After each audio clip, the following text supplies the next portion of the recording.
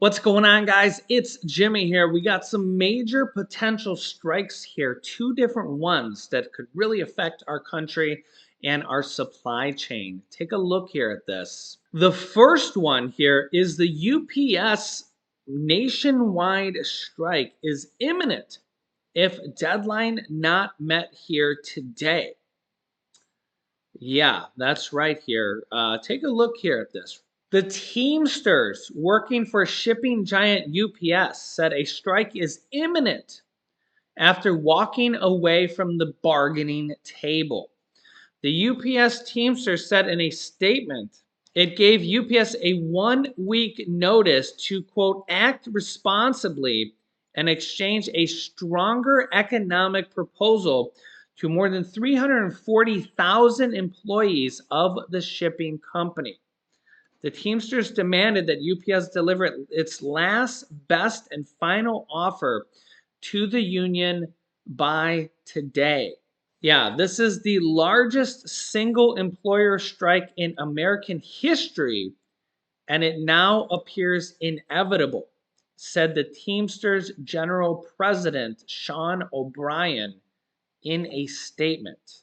Executives at UPS, some of whom get tens of millions of dollars a year, do not care about the hundreds of thousands of American workers who make this company run. Quote, earlier this month, UPS agreed to equip all newly purchased U.S. small package delivery vehicles with air conditioning, but this is only new purchased vehicles. Why they didn't have air conditioning to begin with is beyond me. The company also promised to install additional cab fans and heat shields in delivery trucks. And after UPS came under fire for a viral social media post showing excessive temperatures, putting drivers in uncomfortable and even dangerous working conditions. The union has been vocal about how higher inflation and corporate profits have created an untenable situation for working class employees, saying, quote, they don't care about our members' families. UPS doesn't want to pay up. Their actions and insults at the bargaining table have proven they are just another corporation that wants to keep all the money at the top. Working people who bust their asses every single day do not matter to UPS. Yeah, so this would be the largest strike in American history.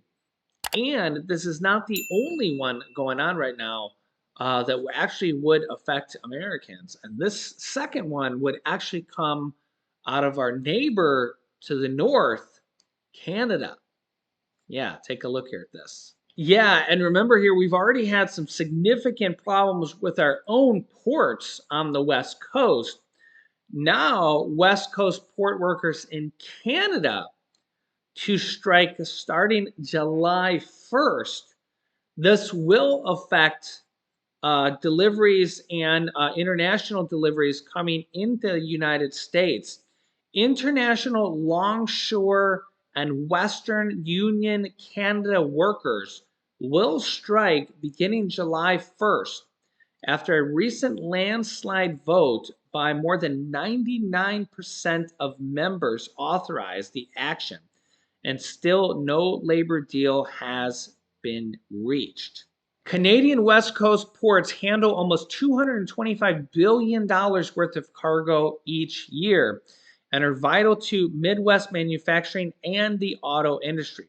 Approximately 15% of container trade moving through the port of Vancouver alone is destined to or from the United States, with items transported by rail, including many consumer products from apparel to electronics and home goods. Saying, quote, their only objective is to take away rights and conditions from longshore workers after having gorged themselves on record profits during the pandemic. Also, approximately 2/3 of containerized import volumes coming into the port of Prince Rupert are destined for the U.S. market by rail, according to data from the port. So again, we have a significant, really, a lot of this is from inflation and workers struggling to keep up, feeling they're not paid enough. We have about two-thirds of Americans, probably similar for Canadians as well, living paycheck to paycheck.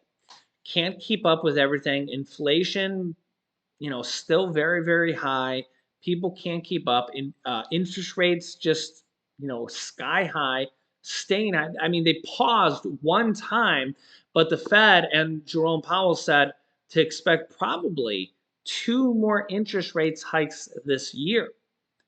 And the other problem is just how high interest rates are going to stay high. So we're seeing workers saying, hey, I'm not being paid enough. I'm not being paid enough.